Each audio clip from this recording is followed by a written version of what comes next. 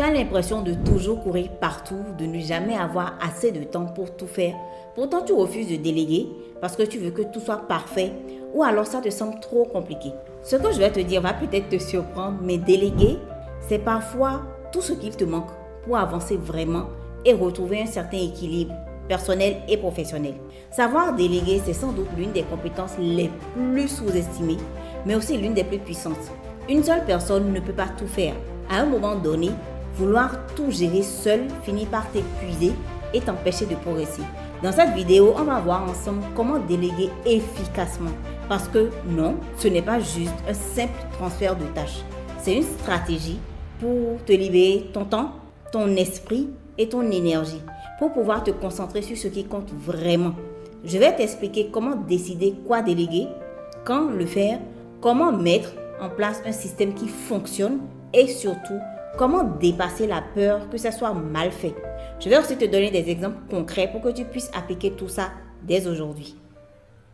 Bienvenue sur cette chaîne. Si tu es nouveau par ici, je suis Olivia Quenom et je t'aide à devenir plus productif que jamais avec des conseils et astuces très pratiques. À travers mon contenu et mes programmes de coaching, tu sauras comment booster tes performances au quotidien, être plus efficace dans ton travail en t'organisant de manière méthodique. Dans la description de l'épisode, je te mets un lien pour prendre rendez-vous avec moi. C'est gratuit et on pourra échanger, toi et moi, sur tes problématiques de gestion du temps. En attendant, tu peux t'abonner à la chaîne pour ne pas rater tout ce que je partage ici. Pense à une entreprise prospère, pas forcément une grosse boîte avec des filiales partout, juste une petite ou moyenne entreprise dans ton environnement que tu vois vraiment prospérer, qui peut-être même t'inspire. Elle repose sur une équipe, des collaborateurs, des prestataires. Ce n'est pas une seule personne qui essaye de tout gérer. Pourquoi ne pas appliquer ce même principe à ta vie ou à ton business? Déléguer, c'est aussi important parce que c'est humainement impossible de tout faire dans ta vie professionnelle comme personnelle et familiale. Et essayer de le faire, c'est t'épuiser pour rien du tout. Si tu passes ton temps sur des tâches qui ne demandent pas ton expertise ou qui pourraient être faites par quelqu'un d'autre, tu gaspilles une ressource précieuse, ton énergie mentale. Pire, si tu continues à tout faire toi-même, tu risques de te priver de temps pour les choses vraiment importantes, comme réfléchir à ta stratégie, par exemple, développer tes projets ou même simplement te reposer. Mais pour déléguer efficacement, il faut que les processus soient pensés en amont. Je vois encore tellement d'entrepreneurs galérer avec la délégation. Pourtant, ce n'est pas vraiment si compliqué que ça. Je pense qu'ils prennent juste le problème dans le mauvais sens. Le premier pas, c'est de savoir quoi déléguer et quand. Il faut l'identifier clairement. Analyse ton emploi du temps et fais un audit rapide de tes tâches quotidiennes et hebdomadaires. Concentre-toi sur celles qui reviennent souvent et à une fréquence régulière.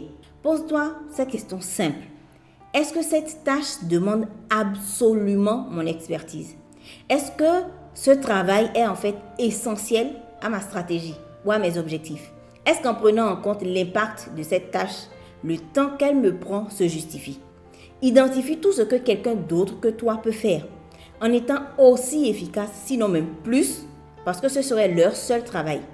Les tâches administratives, la gestion des mails, la facturation ou encore l'organisation de ton agenda par exemple, à déléguer à un assistant ou une assistante. Ce sont souvent même les premières tâches qu'on délègue. Mais ce n'est pas tout. Regarde aussi les moments où tu te sens débordé, où tu considères que tu as mieux à faire de ce temps-là. Par exemple, prendre une femme de ménage, c'est de la délégation. Parce que tu ne veux pas perdre ton temps à faire le ménage chez toi.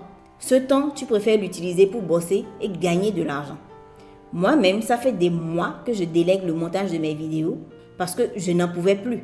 Je n'arrivais plus à dégager du temps pour le faire et ce n'est pas mon cœur de métier. Je ne suis pas monteuse vidéo à la base. Je gagne du temps et en plus, c'est mieux fait que par moi-même parce que ce n'est pas mon expertise première. Ce sont les tâches que tu dois identifier, ça.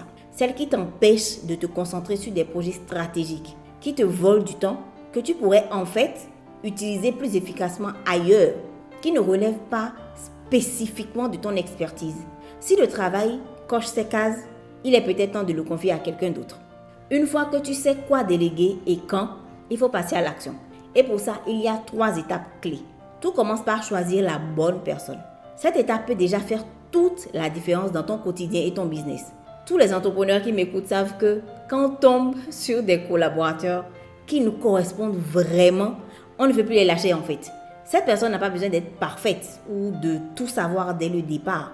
L'important, c'est qu'elle soit prête à apprendre, qu'elle prenne des initiatives, qu'elle soit force de proposition. Il y a une base technique, forcément, en fonction de ce que tu veux déléguer, peut-être des logiciels à maîtriser, par exemple, ou des compétences particulières. Si la personne a déjà cette base, tu peux la former sur le reste, ce qui est spécifique à ton travail, pour qu'elle puisse s'adapter et prendre le relais plus facilement. Deuxième étape, et c'est ce que beaucoup d'entrepreneurs ne sont pas prêts à faire, prendre le temps de créer des processus clairs. Déléguer, ce n'est pas abandonner une tâche au hasard ou donner une tâche à quelqu'un et espérer que tout se passe bien. Tu dois préparer des instructions claires sous forme de guide ou de checklist pour expliquer exactement ce que tu attends, pour que la personne sache précisément quoi faire et comment le faire. Crée des supports, des guides ou même des vidéos explicatives si tu peux, qui serviront de référence. Par exemple, si tu délègues la gestion de tes emails, quel type d'emails doivent être traités immédiatement? Lesquels peuvent attendre et être programmés ensuite? Lesquels doivent être transmis directement? Tu peux même mettre à disposition des réponses types si tu en as. Donne des consignes claires et suffisamment détaillées. C'est particulièrement important de documenter tout le process pour la personne qui prend le relais, mais aussi pour toi. Si un jour tu dois recommencer à le faire toi-même ou changer la personne qui est en charge de ça, ça te permet de ne pas recommencer de zéro. Et puis ces documents sont comme des piliers qui assurent la stabilité de ton entreprise. Ils vont permettre à chaque membre de ton équipe ou à tes collaborateurs de travailler de manière autonome en respectant les standards que tu as toi-même clairement définis. Enfin, assure un suivi régulier. Tu t'entends avec ton collaborateur sur les suivis à faire. Quoi vérifier, les indicateurs, la fréquence, etc. Tu peux planifier des points hebdomadaires ou mensuels pour vérifier que tout se passe comme tu veux et ajuster si besoin. Par exemple, si tu délègues la gestion de tes réseaux sociaux, tu prends 30 minutes chaque semaine pour valider les publications prévues et discuter des résultats. Le but, ce n'est pas d'être constamment derrière tes collaborateurs, à les micro-gérer, revérifier tout ce qu'ils font ou carrément tout reprendre. Là, vraiment, autant le faire toi-même. Tu délègues pour te libérer du temps et de l'espace mental, pas pour te rajouter de la pression. Donc, il faudra lâcher prise pour en profiter. Déléguer, c'est aussi un processus psychologique. Lâcher prise et passer la main, ce n'est pas si facile. C'est l'un des plus grands freins psychologiques. La peur que le travail ne soit pas bien fait. Peut-être que tu te dis, personne ne le fera aussi bien que moi. Et c'est vrai, au début, ce ne sera peut-être pas parfait. Mais dans la majorité des cas, 80% bien fait, c'est largement suffisant. Et surtout, pour des tâches qui ne sont même pas stratégiques. Accepte que l'erreur fait partie du processus. Personne ne le fera comme toi, très précisément. Mais l'essentiel, c'est que le travail soit fait et bien fait, n'est-ce pas? Ensuite, il y a aussi cette impression de perte de contrôle. Je l'entends très souvent. Mais déléguer, ce n'est pas perdre le contrôle. C'est apprendre à guider. C'est apprendre à guider les autres pour qu'ils fassent les choses à ta manière, pour te permettre de performer encore plus. Oui, bien sûr, ça va demander un peu de temps pour former quelqu'un, ajuster vos façons de travailler. Mais cet effort initial, c'est un investissement. Une fois que la personne est opérationnelle, c'est du temps que tu ne perdras plus jamais sur ces tâches. Et pour ça, déjà, ça vaut la peine d'investir du temps pour réfléchir, choisir les bonnes personnes, structurer les process. Quand tout est en place, tu te rends compte à quel point ça te libère et te permet de te concentrer sur ce qui compte vraiment. Ça te permet d'évoluer beaucoup plus. Seul, on va plus vite. Ensemble, on va plus loin, comme on dit. Donc, pourquoi continuer à tout faire toi-même? Déléguer, c'est un moyen de maximiser ton impact et de te concentrer sur ce qui ne peut être fait que par toi. Donc, commence à faire ce petit travail d'introspection. Identifie ce que tu pourrais déléguer plus ou moins facilement dans ton business et à qui. Commence petit. Fais un petit pas dès maintenant et tu verras que ce sera de plus en plus simple. Partage avec moi tes expériences ou tes questions dans les commentaires. Ça me fait toujours plaisir de vous lire. Et surtout, abonne-toi pour ne pas manquer mes prochaines vidéos. À la semaine prochaine et d'ici là, prends bien soin de toi. Ciao.